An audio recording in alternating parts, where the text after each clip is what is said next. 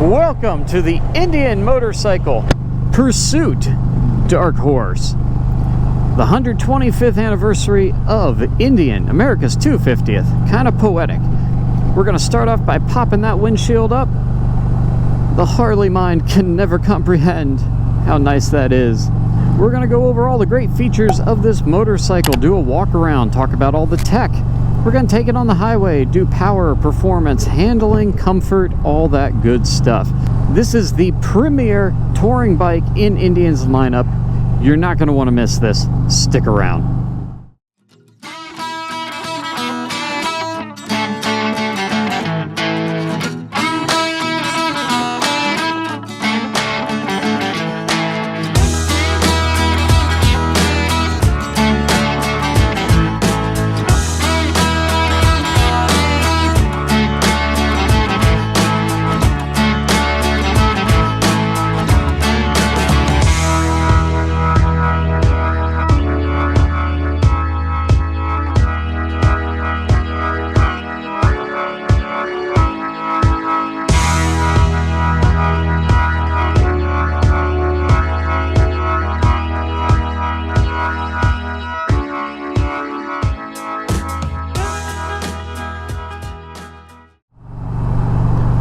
So first up, we're going to talk about comfort.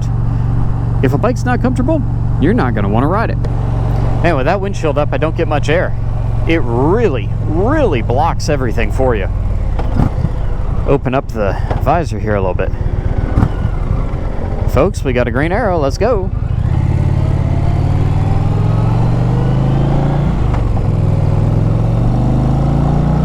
All right, talking about comfort. This is by far, in my opinion, Indian's most comfortable motorcycle. Great pullback to the bars, very comfortable seat. For a stock seat, out of the gate, 10 out of 10. Absolutely great. Huge Indian floorboards, nice and wide. Your feet don't feel like they're going to fall off or your boots are going to scrape when you're leaning it over hard in a turn. Comfort is phenomenal. The rider triangle is very upright, very relaxed. Bars have nice pullback to them. Absolutely fantastic comfort all the way around. 10 out of 10. Now, power is where this bike just blows away everybody else. We got a 112 PowerPlus engine in here, making 133 foot-pounds of torque and 111 horsepower. This bike has power in spades. We're in sport mode. You get rain, touring, and sport, I believe. Yeah, rain standard and sport. Tons of power for the highway. You guys see on the screen there's a car coming up on my left, and you see it in the mirror. The mirror's lit up. With the PowerPlus 112 engine, you also get a bunch of enhanced safety features like blind spot monitoring, tailgate warning, rear collision warning, and I believe there's some sort of like hill hold, brake hold feature when you're on a hill. Very cool. Premiered last year with Indian's 112 PowerPlus upgrade, and still available with the 112s. PowerPlus is a proven engine. It won King of the Baggers a couple years ago. Absolutely incredible engine to have in a touring bike. Speaking of touring, I know we're talking about power right now, but let's just talk about the windshield for a moment. You're sitting back in a cockpit is what this feels like. Lots of amazing wind protection. Good wind deflectors down low. You've got rider leg fairings with adjustable vents to keep your legs cool, but also blocking that air from coming up and hitting you and buffeting you in the helmet. And the windshield. This is stock standard windshield. In its most upright position here, it's absolutely perfect. I'm getting nothing. The wind is going over my helmet. If I put my hand above my helmet, I hit it a couple inches above. But if you want more air, just pop it down out of the way.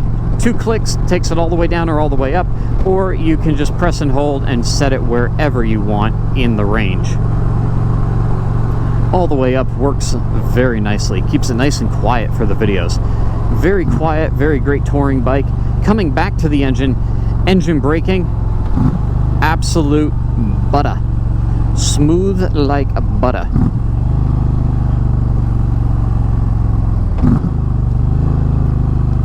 Very smooth, very gentle.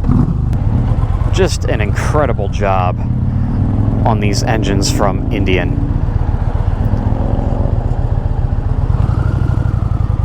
Indian makes the absolute best engines out there. The PowerPlus and the Thunderstroke series, absolutely phenomenal. And even though it's liquid cooled, we still keep that beautiful sound. Sounds so good. The beautiful 112 PowerPlus engine Indian Pursuit on this Indian's 125th anniversary. Dual floating disc brakes up front, ABS, LED lights, running lights all the way around. You've got the light up Indian headdress on the front fender. Very good looking. We've got fog lights down low. The rider leg fairings are adjustable. You can grab it with the toe of your boot right here. Close, open, get more air. Good storage in these as well. That's actually pretty deep in there. More than enough for wallet, keys, gloves, what have you. Very, very deep. It goes all the way to the front of this thing. Because this is the ultimate touring bike, we've got passenger floorboards, not just pegs, extra comfort for your passenger. Heated seat with controls up here with ride command, which we'll get to ride command in a moment, but there are controls on the seat as well for both you and your passenger. Saddlebags, we've got audio in the lids. Very deep, very long, good long bags. Lots of great storage there. I love the bags on my Chieftain. I have the older rounded style. They're within like a gallon size of these, so very comparable. Lots of great storage. Same with the trunk. Nice and deep. We have a little courtesy light up here. Can't really see it in the daytime, but at night it's nice. It gives you some nice light into the trunk if you're unloading at the hotel at night. We've got charging here, 12-volt plug-in. There's speakers integrated into the trunk. And I wonder if this is like my Chieftain. Do we have 12-volt down in the saddlebag? No, my older Chieftain had a 12-volt in the saddlebag as well as the trunk. So, minor difference there. Maybe it's on this side. Luggage rack comes standard on top too. No 12-volt in there that I see. So 12-volt is just going to be in your trunk. Now, up here, obviously on the left side, we've got another front fairing cubby, but then we've got two more cubbies here. And we've got a USB, I guess it's on this side? Yep, USB plug for your phone and also to plug into the bike, update ride command, that sort of thing. We've got a plug here for heated gear. I'm going to assume that this is a plug that can be popped out and they can put something else there. Not sure what. And good storage here. Again, very deep. Lots of good room in there. If you're coming from a Chieftain or a Roadmaster, you're used to having a little cubby up here. You'd press down and it would pop up a lid. You could put your phone there. Now we've moved down to the side cubbies, kind of more like a Road Glide sort of thing. If you're coming from the Harley world. I know that's a sin to say Road Glide for the Indian guys. Overall, absolutely beautiful looking bike. These come in so many different colors and options. The trim package, when we say Dark Horse, is just trim. It's blacked out exhaust, blacked out engine, everything's blacked out instead of chromed out. Limited would be chrome, blacked out is Dark Horse. What I was telling you guys about earlier with the blind spot monitoring package and all that stuff that comes with the PowerPlus 112, that's being fed by this little unit back here. So if someone tells you, hey, yeah, it comes with blind spot monitoring and all that great stuff, quick way to check. You're looking for this square unit that sits above the rear tail brake light like mounting unit here. If this is just plain and flat right across here with the tail lights and doesn't have this piece, you don't have that safety feature stuff with the blind spot monitoring and all the other goodies. So something to keep in mind if you're looking used, someone tells you it has it, that's the way to know. Now let's talk about the best infotainment system in my opinion in the world on the road today, and that is Ride Command. You can customize all of these screens. My gloves are wearing out in the corner, so it doesn't always work. There we go. You can customize all the info across 3 different screens, and you can switch between those screens while you're riding by just taking your finger and pressing up here on the handlebar controls, right where your index finger naturally falls. You don't have to take your hands off of the handlebar controls to get to any of the screens, which is nice. You can keep your hands safely on the controls. There's also home link in here, so you can pair to your garage door. We've got Ride Command navigation that comes with a subscription. When you first get the bike, it comes with it. Then they charge you a little bit every year. It's like, I don't know how much it is, but it's not super expensive. And that subscription gets you live traffic and weather updates, and you can also send stuff like different ride routes wirelessly from your phone to Ride Command. And then this also has Apple CarPlay. So it's wired Apple CarPlay. I believe they may have gone wireless with it in the past model year or two. Double check me on that, don't quote me on it. But there are lots of little workarounds online. I even have this in my car. My car came with wired Apple CarPlay. You get this little adapter, plug it into the USB hookup, and all of a sudden, boom, wireless Apple CarPlay. So you can get little adapters and workarounds. Lots of videos online of people who own these that can show you that if you get an older one that doesn't have the wireless CarPlay. Obviously, there's phone hookup, music. This has power band audio. Indian has amazing audio. Their standard audio, better than anybody else's standard. But then they have another level above it, which is power band. And that's what this has. So power band audio is an additional like upgrade if you're looking at a used bike and you see one with power band. That was an extra option. I believe it may come standard on the Pursuit because it's so tricked out as their ultimate touring bike. But power band is the better audio. And you can plug in all kinds of stuff. You got FM, AM, weather band, USB, iPod. I still have an iPod. And Bluetooth. And then, of course, CarPlay you can throw, Spotify, whatever, Apple Music, Pandora. And, of course, if you don't want to use Indian's own navigation, once you have CarPlay, well, then you got Google Maps, you've got Waze, you've got whatever you guys would like. All right, I'm going to leave the visor open for a minute so you guys can hear the engine. This is a great handling motorcycle. We've talked about comfort, power, and performance, and done the walk around and the tech. But now, let's talk about handling, because this bike handles like a dream. Because we have a frame mounted fairing, we've taken all of this weight, and there's a lot of it up there, and put it on the frame and not on the fork. If you guys are looking at a Chieftain or a Roadmaster, same frame between those two bikes, and they have a fork mounted fairing. So every time you turn the handlebars, you're turning the whole fairing with it, and that's about 50-ish pounds or so. With the Challenger and the Pursuit, frame mounted. Take all that weight, put it onto the frame of the bike, and get it off of the handlebars, which makes the handling feel much more nimble, much quicker, much lighter.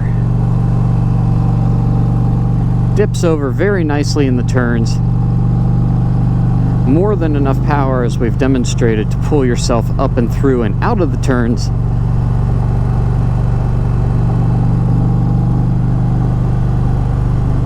Great handling bike. Now, lane position changes. You're on a big bike. Let's say you got a pothole. You got to move from kind of like left position here, quick over to right, back over to left, dodge a pothole. Very nimble, very quick, very light feeling compared to the fork-mounted fairing bikes. The Roadmaster and the Chieftain are not bad handling bikes. Don't get me wrong there at all.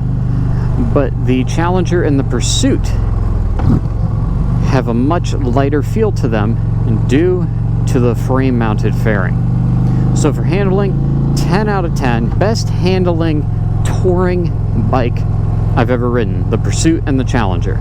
They're tied, essentially, for me, because they're the same frame. They're the same bike. You can't really change the handling that much between them. You do have one other feature I forgot to mention with Ride Command, which is on that screen there, it grays it out while you're riding.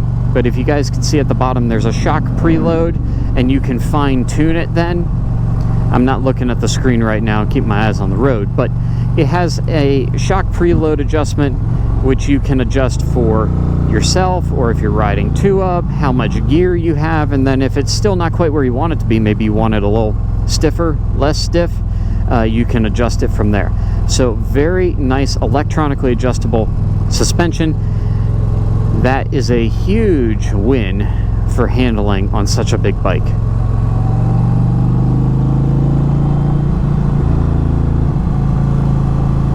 Leans over very nicely in the corners. Great handling on the Indian Pursuit. Styling, the shark nose style fairing they came out with when they debuted the Challenger, and then the Pursuit on top of that as the touring variant. Iconic, classic, looks great, and I think it's one of the best looking motorcycles on the road. I'm considering the Challenger for my next bike. I really am. I'd really like it. I actually have an offer in right now to a dealership on one. Don't know if they'll take it. Kind of made them a little bit of a cash flow ball offer, but we'll see. That's for the Challenger, which is this, just without the rider leg fairings up front and the tour pack. And it may not have the electronic adjustable suspension. It may have a manually adjusted suspension, but that doesn't bother me at all. I have an adjustable air shock suspension on my Chieftain I've been using for years, and that's fine with me. But it is nice to have the electronic one. As far as looks go, I think it's a great looking motorcycle. Let me know what you guys think down below. These come in lots of different options, lots of different color options, and then trims on top of that. So you have the Limited, which is all the chrome, if you guys still like chrome bikes. There's been this push towards more blacked out bikes, and that's personally what I like. I know a lot of you guys still love chrome, but if you like the blacked out look, the Dark Horse is the way to go. It looks really stinking good. So I hope you guys have enjoyed this video. I hope you found it informative. If you have any questions, hit me up down below. I will do my best to answer them for you. According to Miss Motoblade, I do know everything. Or I believe the word was a know-it-all, but you know, same thing. But when it comes to these bikes, I may not know everything, but I'll take my best guess, or I'll look it up and try to help you guys out.